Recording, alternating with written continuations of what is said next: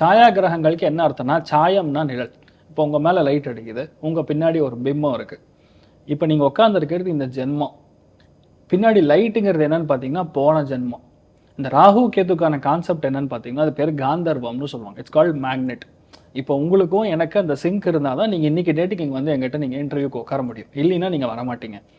இதே மாதிரி போன ஜென்மத்தில் யாரெல்லாம் நமக்கு கனெக்ட் ஆகிருக்காங்களோ, நம்ம அவங்க கூட வாழணும்னு நினச்சிருக்கோமோ, ஆனால் வாழ முடியலையோ, சூழல் நம்மளுக்கு அதுக்கு தகுந்த மாதிரி கரெக்டாக அமையலையோ, அவங்கள திருமணம் பண்ணக்கூடிய பிராப்தங்கிறது காந்தர்வத்தின் மேலே முடியும்.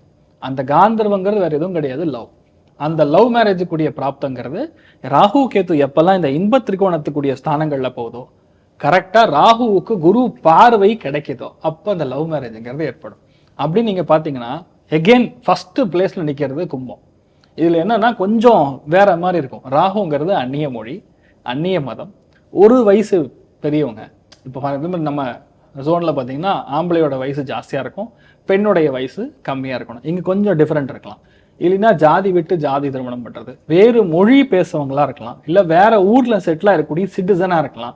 இந்த மாதிரிலாம் அந்த காம்பினேஷன் வந்து கொஞ்சம் வேரியடு காம்பினேஷன் கொடுக்கும். அதனால கும்பம், துலாம், மிதுனத்துக்கு 100% லவ் மேரேஜ்க்கான சான்சஸ் மிக அதிகமாக இருக்குது. கரெக்டாக பிளான் பண்ணிங்கன்னா மேஷம், சிம்மம், தனுசுவுக்கும் அந்த லவ் மேரேஜ்க்கான சான்சஸ் வந்து அமேசிங்காக இருக்குன்னு புரிஞ்சுக்கலாம்.